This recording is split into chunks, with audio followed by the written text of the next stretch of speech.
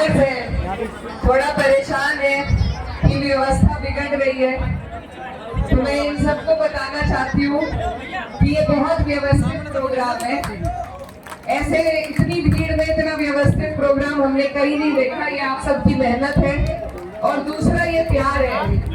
मेरे वालिद साहब, मेरे वालिद मरहूम चौधरी मुनव्वर हसन इस क्षेत्र के जनप्रतिनिधि रह चुके हैं। उनका बेहद लगाव इस क्षेत्र से था, आप सबसे था, और अपने जिंदगी का बहुत अहम लम्हा उन्होंने आप सबके बीच बिताया। जितना काम मुझे लगता है मेरे वालिद मरहूम ने अपने खून पसीने की मेहनत से आप लोगों के बीच किया है, इतना तो कैराना में भी नहीं किया। तो वो प्यार था आपके लिए उनका, और आज भी वही जुड़ाव है, वही लगाव है, और उन्हीं रिश्तों के ताल्लुक से मैं आपके बीच में आई हूँ।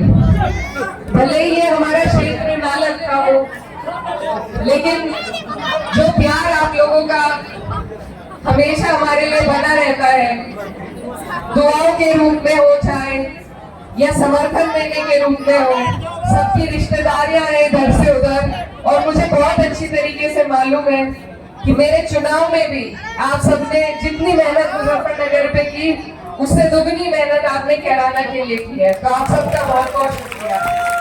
और इस प्यार को, इस ताल्लुक को इसी तरीके से आपको और हमें मेरे वालिद की इस मोहब्बत की विरासत को आगे बढ़ाना है, आके लेकर चलना है।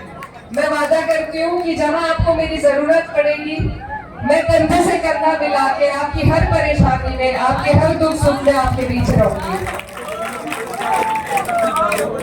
अब जिस प्रोग्राम के लिए हम यहाँ पर आए हैं, उसके बारे में भी मुझे जो जानकारी हासिल हुई कि एमजेएफ ट्रस्ट लगभग 4 सालों से बहुत मेहनत आप लोगों के बीच कर रहे हैं, और जिस तरीके का काम एमजेएफ ट्रस्ट कर रहा है, इस तरीके के काम की पूरे समाज को, हर व्यक्ति को जरूरत है। जो मेरी जानकारी से मुझे हासिल हुई है बात, तो काउंसलिंग के लिए यहाँ पर इन्होंने प्रावधान बनाया है, एक लाइब्रेरी खोली है, स्कॉलरशिप देने का बच्चों को काम कर रहे हैं, और कई लगभग 20 से 22 नौकरियां विदेश में और देश में भी दिलाने का बच्चों को काम किया है। तो ये बहुत महत्वपूर्ण चीजें हैं। मेरी तरफ से आप एक बार इनके लिए तालियां बजा दें। अगर समाज में हमें कोई बदलाव लाना है, कोई परिवर्तन लाना है, तो वो सिर्फ तालीम और शिक्षा के माध्यम से ही लाना संभव है। तो अगर हमें कहीं मेहनत करने की जरूरत है, हम सबको मिलकर अगर कहीं मेहनत करने की जरूरत है, तो वो शिक्षा की फील्ड में, तालीम की फील्ड में अपने बच्चों को आगे बढ़ाने की जरूरत है।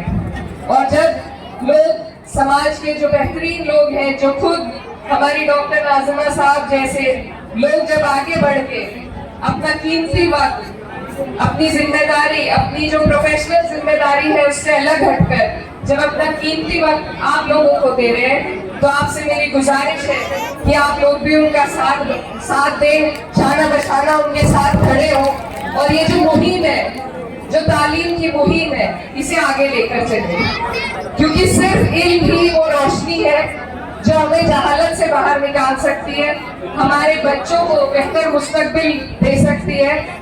हमारे लिए कोई नेता या कोई अधिकारी कुछ करे ना करे, लेकिन हमें खुद वो ताकत होनी चाहिए कि हम अपने पैरों पर खड़ा हो सकें। और वो ताकत आपको सिर्फ इल्म से मिलेगी, सिर्फ तालीम से मिलेगी। मैं आपको अपनी भी कुछ बात बताना चाहती हूँ कि जब मेरे परिवार पर इतनी बड़ी मुसीबत आई, और घर पर ना मेरी वालिदा थी, ना मेरे भाई थे, मैं अकेली थी।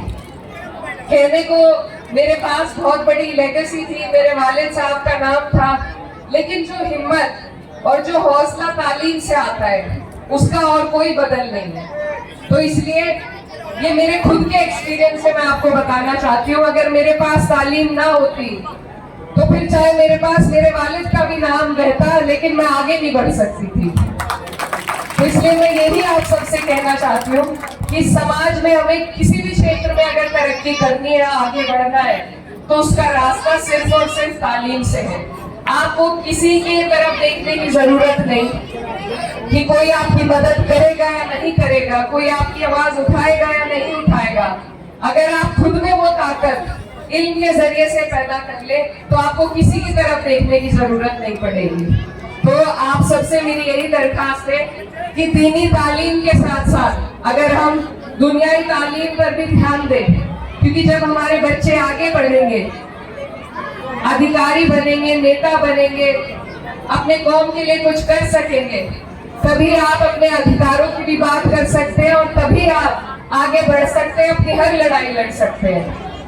आज समाज में हम ये तक नहीं जानते कि हमारे अधिकार क्या क्या है। हमें दबाया जाता है, कुचला जाता है, ये सिर्फ इसी वजह से कि हमें मालूम ही नहीं है कि हमारे पास